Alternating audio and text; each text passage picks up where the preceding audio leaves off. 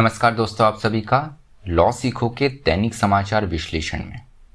तो हर रोज हम दैनिक समाचार विश्लेषण करते हैं जिसमें हम द इंडियन एक्सप्रेस और द हिंदू जो समाचार पत्र है उसके मुख्य समाचार और जो प्रमुख एडिटोरियल्स हैं जो संपादकीय है उनके बारे में चर्चा करते हैं। तो चलिए मैं आगे बढ़ूँ उससे पहले मैं अपने आप को आपसे इंट्रोड्यूस करवाना चाहूँगा, अपना परिचय करवाना चाहूँगा। मैं खुशवंत पवार लॉ सीखो के साथ में मैं एज ए इंडिपेंडेंट कंसल्टेंट काम कर रहा हूँ। उसके साथ ही साथ मैं बॉम्बे हाई कोर्ट में वकील भी हूँ। तो चलिए आज के जो आर्टिकल्स हैं उनके बारे में बात करते हैं। आज का जो हमारा पहला आर्टिकल है ये पेटेंट के संबंध के बारे में है। हर चीज़ जिसका आविष्कार होता है उसका पेटेंट किया जाता है, जो उसका आविष्कार करता है, या कोई नई खोज होती है तो उसका पेटेंट किया जाता है, जिसका श्रेय इसको इंटेलेक्चुअल प्रॉपर्टी कहते हैं, बौद्धिक संपदा कहते हैं। तो इस पर जो व्यक्ति उसका इन्वेंशन करता है, जो उसकी खोज करता है, उसका श्रेय उसको मिलता है और उससे आने वाले जो फायदे रहते हैं, जो बेनिफिट रहते हैं, उसका भी जो फल रहता है वो उस व्यक्ति को या उस समूह को मिलता है जिसने इसकी खोज करी है। तो आज हम बात करेंगे कि कैसे पेटेंट जो है वो जो लोगों की एक एक्सेस टू हेल्थ केयर रहता है, एक्सेस टू मेडिसिन रहता है, जो दवाइयों तक पहुंच रहती है, उसको कैसे अफेक्ट करता है। दूसरा आर्टिकल जो हमारा है वो बात करता है डिजिटल डिवाइड के बारे में, खासकर जो एजुकेशन में है। तो कोविड-19 के चलते हुए हमारे सारे जो विद्यालय है, जो पाठशालाएं है, ये डिजिटल मोड पे चली गई है। वहाँ पर हमें अभी बहुत बड़ा डिवाइड, बहुत बड़ा एक भेदभावपूर्ण डिवाइड देखने को मिलता है, जहां पर शहरी क्षेत्रों में जो संपन्न वर्ग से है उनके पास में तो इंटरनेट और जो डिवाइसेस है जिससे वो इंटरनेट एक्सेस कर सकते हैं उनके पास मौजूद है। लेकिन गांवों में अगर हम जाए या सोसाइटी का हम निम्न लेवल देखें, निम्न स्तर देखें, लोअर स्ट्रेटा देखें, तो उनके पास में अभी भी इंटरनेट एक्सेस या ऐसे उपकरण नहीं है जिनके माध्यम से वो यहाँ तक अपनी पहुँच दे सके। तो उसी के बारे में बात करिए कि कैसे एजुकेशन जो है इस कोविड-19 के दौर में अफेक्ट हुआ है। उसके साथ ही साथ जो एक हैव और हैव नॉट्स रहते हैं, जो भेदभाव है हमारी सोसाइटी में, जो एक बड़ी खाई है अमीरी और गरीबी के बीच में, इकोनॉमिकली, आर्थिक और सामाजिक और सोशल दोनों लेवल्स पे, दोनों स्तरों पर उसके बारे में बात करते हैं। तो चलिए हम आगे बढ़े उससे पहले एमसीक्यू के बारे में बात करेंगे। आज का एमसीक्यू क्या है? वह यह है कि चैंडलर गुड गवर्नेंस इंडेक्स, जिसमें किसी भी सरकार की, किसी भी देश की सरकार की क्षमताओं के बारे में पता चलता है, उसमें भारत का कौन सा स्थान आया है। तो आपका ऑप्शन ए है 30वां स्थान, 30th पोजीशन, ऑप्शन बी है 50वां स्थान, ऑप्शन सी है 49वां स्थान, या ऑप्शन डी 48वां 48th पोजीशन। जो भी आपका उत्तर हो कमेंट बॉक्स में जरूर लिखिएगा। वर्णनात्मक प्रश्न की ओर बढ़ते हैं। वह यह है कि पिछले कुछ दशकों में ये देखने को मिला है कि बौद्धिक संपदा जो है उनके नियमों और कानूनों के तहत बहुत बार ये देखने को मिलता है कि जो हमारी हेल्थ केयर व्यवस्था है, जो स्वास्थ्य सेवाएं है, उस तक जो लोगों की पहुंच है उसमें ये रोड़ा साबित हुआ है। मतलब पेटेंट, इंटेलेक्चुअल प्रॉपर्टी, बौद्धिक संपदा जो है ये रोड़ा बन के उभरा है जो स्वास्थ्य सेवा तक पहुंच है हमारी उसके बीच में। तो इसी पर आपको एक आलोचनात्मक टिप्पणी करनी है। आपका उत्तर 250 शब्दों में लिख सकते हैं। तो चलिए जो पहला आर्टिकल है हमारा उसके बारे में बात करते हैं। तो पहले आर्टिकल में हम ये जानेंगे कि कैसे जो पेटेंट है, जो आईपी रूल है, बौद्धिक संपदा के जो रूल्स हैं, वो कैसे हमारे स्वास्थ्य सेवाओं तक जो पहुंच है उसमें एक बाधा के रूप में सामने आ रहे हैं। तो यहाँ पर अगर देखा जाए तो अक्टूबर 2020 में, पिछले साल, भारत और दक्षिण अफ्रीका ये दोनों WTO के सामने एक पिटीशन लेकर गए, जॉइंट पिटीशन लेकर गए, जिनमें उन्होंने कहा कि TRIPS, ट्रिप्स जो है, जो कि एग्रीमेंट है विभिन्न देशों के बीच में, जो कि आईपी रूल्स को, बौद्धिक संपदा के जो कानून है उनको रेगुलेट करता है। इनकी जो पिटीशन थी, ये जो याचिका थी, इसमें बात की गई थी कि जो ये रूल्स बनाए गए हैं हमने ट्रिप्स के अंतर्गत सारे देशों ने मिलके, इनको सस्पेंड किया जाए कुछ समय के लिए कोविड-19 को देखते हुए। तो यहाँ पर ये रिक्वेस्ट क्यों की गई? ये रिक्वेस्ट करने के पीछे कारण था कि कंट्रीज, जो विभिन्न देश है, जो कंट्रीज है, उनको कोविड-19 से रिलेटेड जितनी भी जानकारी है ये इजीली उसका आदान प्रदान हो सके। उसके साथ में जो भी टेक्नोलॉजी है वैक्सीन बनाने के लिए, जो कि इन्वेंशन हो रहे हैं, इनका भी नॉलेज जो है वो आपस में, देश आपस में शेयर कर सके, जिससे वैक्सीन जल्दी से जल्दी सामने आ पाए। अब वैक्सीन तो आ गई है, लेकिन अगर यहाँ पर ये मदद मिलती तो हो सकता है वैक्सीन और जल्दी भी आ सकती। और अभी अभी हम ये भी देखते हैं कि जो अलग अलग वैक्सीन है, जो टीके हैं, सबकी अपनी अलग अलग एफिकेसी है, मतलब प्रभावपूर्ण सब अलग अलग लेवल पे, कोई 55% है, कोई 80% है, कोई 60% है। अगर सारे देश यहाँ पर सोचिए अगर मिलकर काम करते तो एक बहुत ही ज़्यादा इफेक्टिव वैक्सीन सामने आ सकती थी। यहाँ पर जो दक्षिण अफ्रीका और भारत की ये याचिका थी, इसको करीब करीब 100 देशों ने सपोर्ट करा और कहा कि हम इसके समर्थन पे हैं।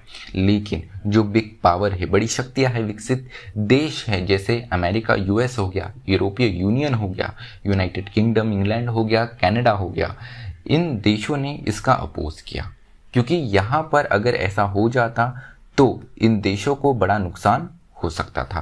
अब बात ये आती है कि पेटेंट क्या होता है। जैसे मैंने शुरुआत में ही आपको बताया, ये एक एक्सक्लूसिव राइट होती है, एक अधिकार होता है किसी भी व्यक्ति का या स्टेट का या समूह का या ऑर्गेनाइजेशन का, जिसने किसी प्रोडक्ट या किसी प्रोसेस का इन्वेंशन किया हो, खोज किया हो, आविष्कार किया हो। तो यहाँ पर इनकी बौद्धिक संपदा रहती है। जैसे हमारी जो संपत्ति, हमारी जो प्रॉपर्टी है, प्रॉपर्टी के अनुसार ही ये हमारी जो बुद्धि से हमने यहाँ पर खोज की है, हमने जो पूरा श्रम किया है, उसको हम बौद्धिक संपदा या बौद्धिक प्रॉपर्टी, इंटेलेक्चुअल प्रॉपर्टी कह सकते हैं। तो यहाँ पर 3 ग्राउंड पे जस्टिफाइड रहता है इंटेलेक्चुअल प्रॉपर्टी। पहले तो नेचुरल, एक जो हम प्राकृतिक ग्राउंड पे देखो, एक प्राकृतिक अधिकार होता है कि अगर मैंने किसी चीज़ का आविष्कार करा है तो उस पर मेरा हक होना चाहिए। उसके अलावा नैतिक आधार पर, नैतिक अधिकार के रूप में भी यहाँ पर हमें इसका ग्राउंड ऑफ जस्टिफिकेशन देखने को, औचित्य जो है इसका हमें देखने को मिलता है। उसके साथ में वो इसके खोज को कैसे कंट्रोल कर सकता है, कैसे प्रमोट कर सकता है, और उसकी जो भी मेहनत लगी है उस पर, इसको देखते हुए इसका औचित्य, इसका जस्टिफिकेशन समझ में आता है। तो अगर हम न्यू वर्ल्ड ऑर्डर की बात करें कि हाल ही में इंटेलेक्चुअल प्रॉपर्टी राइट डेवलप हो रहा है, उसके चलते अगर हम देखें तो 1959 में ये जो 1960s का दौर शुरू होने के पहले यहाँ पर कमेटी सेटअप की गई थी जस्टिस एन राजागोपाल अयंगर के द्वारा। तो इन्होंने यहाँ पर बात करी कि खासकर जो मेडिसिन्स है, इन पर कॉरपोरेशंस का हक नहीं होना चाहिए, क्योंकि इसके दुष्परिणाम सामने आ सकते। मतलब जो आज हम देखने को मिलते हैं, इस चीज़ की जो कल्पना है, ये जस्टिस एन राजागोपाल अयंगर ने 1959 में ही की थी। उसके बाद में फिर पेटेंट एक्ट 1970 आया। तो काफ़ी कमेटी अब बैठी, उसके बाद में कोई भी कानून आता है, महत्वपूर्ण कानून था, तो ये भी एक कमेटी जो सेटअप की गई थी पेटेंट एक्ट को लेकर, पेटेंट कानून को लेकर, उनमें से ये एक महत्वपूर्ण कमेटी थी। उसके अलावा हम ये देखते हैं कि भारत में जेनेरिक मैन्युफैक्चरर्स को अलाउ किया गया। तो यहाँ पर आप देखते हैं कि कई जगह आपको जेनेरिक मेडिसिन की दुकान मिलती है, जहाँ पर जो दरें होती है दवाइयों की वो काफ़ी कम होती है। तो यहाँ पर इन अफोर्डेबल प्राइसेस में मेडिसिन अवेलेबल हो सके, इसको देखते हुए यहाँ पर जेनेरिक मैन्युफैक्चरर्स को भारत में अलाउ किया गया और उनकी ग्रोथ हुई। उसके बाद में 1995 में एग्रीमेंट हुआ, ट्रिप्स एग्रीमेंट, TRIPS, जिसमें यहाँ पर उन कंट्रीज़ को बार किया गया जो कि कॉमन प्रिंसिपल जो है WTO की और पेटेंट की, ये नहीं मानते हैं। तो यहाँ पर 2 ऑब्जेक्शंस हमें देखने को मिलते हैं। पहला तो है cost for research and development, कि अगर आप पेटेंट को आप यहाँ पर इसके सारे रूल सस्पेंड कर देंगे तो इसके विरोध क्या बोलते हैं वो जानना महत्वपूर्ण रहता है। तो इनका सबसे पहला तर्क ये रहता है कि हमने जो रिसर्च एंड डेवलपमेंट किया गया है, जो भी हमने अनुसंधान किया है, जो उसके पीछे हमारी मेहनत लगी है, हमारी कॉस्ट लगी है, हमने खर्च किया है, हमने व्यय किया है, इसलिए इस पर पहला अधिकार जो है वो हमारा होता है। उसके अलावा जो इनोवेटर्स होते हैं उनके लिए एक प्रोत्साहन, एक इंसेंटिव के रूप में होता है, क्योंकि यहाँ पर आपने अगर कोई आविष्कार किया है तो आप कोई भी कार्य करते हैं तो उसके लिए आपको कुछ इंसेंटिव, कुछ पुरस्कार तो मिलना ही चाहिए। उसी प्रकार पेटेंट को, पेटेंट से जो भी फायदा होता है उसकी कमाई को एज ए इंसेंटिव देखा जाता है इनोवेटर्स के लिए, जो कि उनको प्रोत्साहित करता है और आगे आने वाली खोजों के लिए भी। चलिए दूसरे आर्टिकल की ओर बढ़ते हैं, पेंडेमिक के महामारी के दौर में एग्जाम्स को लेकर। तो पिछले एग्जाम्स हमने देखी कि कैसी हुई, इस वर्ष भी शायद यही दशा होए। बहुत से जो एग्ज़ाम्स है बच्चों की पाठशालाओं में, विद्यालयों में, ये तो ऑनलाइन बेस्ड हो गई, गूगल फॉर्म्स के माध्यम से, एमसीक्यू के माध्यम से हो गई। यूनिवर्सिटीज़ में भी हमको यही ट्रेंड देखने को मिला। अब यहाँ पर हुआ ये है कि हमारा सिस्टम इस प्रकार की सिचुएशन के लिए, स्थिति के लिए बिल्कुल भी तैयार नहीं था। तो यहाँ पर जिनके पास जितने रिसोर्सेज थे उतने रिसोर्सेज यूटिलाइज करके यहाँ पे एजुकेशन सिस्टम को वैसे ट्रांसफॉर्म किया गया। पूरा एक वर्ष जो क्लासेस है ये भी ऑनलाइन माध्यम से ही चली, क्योंकि फिजिकल क्लासेस पूर्ण रूप से बंद थी। तो कुछ चुनौतियाँ बताई गई हैं हमारे एग्जाम सिस्टम को लेकर, हमारी जो परीक्षा प्रणाली है उसको लेकर।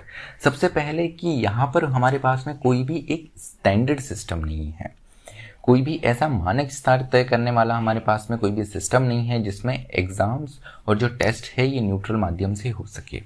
गवर्नमेंट और प्राइवेट स्कूल जो है इनके बीच में बहुत बड़ा डिवाइड देखने को मिलता है। यहाँ पे सरकारी स्कूल जो है उनके पास में जो फिजिकल स्कूल चलाने के लिए संसाधन नहीं थे, तो डिजिटल स्कूल कैसे चलाएंगे भाई। प्राइवेट स्कूल जो है उनके पास में संसाधन पहले से ही काफ़ी ज़्यादा थे। तो यहाँ पर सेम सिलेबस है, जैसे एक सीबीएसई का स्कूल है दिल्ली में, एक प्राइवेट स्कूल है, एक गवर्नमेंट स्कूल है। तो प्राइवेट स्कूल के पास में तो सारी चीज़ें हैं, उनके पास में सीबीएसई का वही पैटर्न है, वही यहाँ पर सिलेबस है, एग्ज़ाम का भी तरीका सेम है। लेकिन क्या गवर्नमेंट और प्राइवेट स्कूल में सेम लेवल की शिक्षा मिलती है? क्योंकि सामाजिक, सांस्कृतिक और इकोनॉमिक अगर लेवल पे देखा जाए तो सबकी पहुंच अलग अलग है। बहुत से गवर्नमेंट स्कूल के बच्चे ऐसे हैं जिनके पास में, जिनके घरों में 2 वक्त की रोटी जो है वो भी इंतज़ाम करना काफ़ी मुश्किल हो गया है पैंडेमिक के इस दौर में। तो वो कैसे एक फ़ोन जो है वो अफोर्ड कर पाएंगे, इंटरनेट अफोर्ड कर पाएंगे। गाँवों में अगर देखें तो बहुत सारे गाँव ऐसे हैं जहाँ पर अभी भी नेटवर्क नहीं पहुँच पाता है। अभी अभी तो इलेक्ट्रिसिटी वहाँ पे आई है, तो वहाँ पर अभी भी हमें ये देखने को मिलता है कि इलेक्ट्रिसिटी भी मुश्किल आती है। तो आप इंटरनेट का, आप ऐसा फ़ोन या कोई ऐसा उपकरण जिससे आप ऑनलाइन क्लासेस कर पाए वो कैसे मिलेगा। तो यहाँ पर एक बहुत बड़ी खाई हमें देखने को मिलती है ऑनलाइन एजुकेशन में, जो कि एक गरीब तबके और अमीर तबके के बीच में होती है, ग्रामीण और शहरी क्षेत्रों के बीच में होती है, एक सामाजिक रूप से संपन्न और एक सामाजिक रूप से जो समाज के निचले पायदान पर आता है उनमें देखने को मिलती है। तो यहाँ पर इसके देखते हुए एग्ज़ाम्स जो है हमारे देश में, ये अपने आप में क्रिटिसाइज, इन्हें काफ़ी ज़्यादा इनकी आलोचना की गई है, क्योंकि हमारे देश में जो एग्ज़ाम्स है काफ़ी ज़्यादा रिजिड, कठोर मानी जाती है, इनमें लचीलापन नहीं है। इसको देखते हुए कई बार ये भी देखने को हमें मिलता है कि बच्चों में एंजाइटी और एक डर बैठ जाता है, सुसाइड्स हमें देखने को मिलती है, किस प्रकार बच्चे आत्महत्या करते हैं। ये आंकड़े कहीं छुपे हुए नहीं है हमसे। उसके अलावा अगर हम देखा जाए तो यहाँ पर जो एक एक्सपीरियंस होना चाहिए लर्निंग में, जो एक अनुभव होना चाहिए कि किस प्रकार से हम चीज़ों को लर्न करते, कुछ चीज़ों को हमें अनलर्न करना पड़ता है, हम चीज़ों को एक्सप्लोर करें, उनमें एक मज़ा आना चाहिए, चीज़ों का आविष्कार होना चाहिए, नई नई चीज़ें पता होनी चाहिए। तो इन सारे एक्सपीरियंस से, अनुभव से कहीं ना कहीं हमारा आज का जो सिस्टम है वो हमें पीछे ढकेलता है, एक रोड़ा बन जाता है जो एग्ज़ाम सेंटर है। और एग्ज़ाम सेंट्रिक हमारा जो एजुकेशन है कहीं ना कहीं ये बच्चों में एक डर भी पैदा करता है, एक जो इन्फीरियरिटी कॉम्प्लेक्स जो हमें देखने को मिलता है कि उन्हें नीचा महसूस होता है, वो भी हमें देखने को मिलता है। तो यहाँ पर कहीं ना कहीं ये अपने आप में कितना औचित्यपूर्ण है, लेजिटिमेसी कितनी है इन हाइपर कॉम्पिटिटिवनेस की लाइफ में, ये भी एक सवालिया निशान खड़ा करता है कि यार ये हमारे सिस्टम में होना भी चाहिए या नहीं।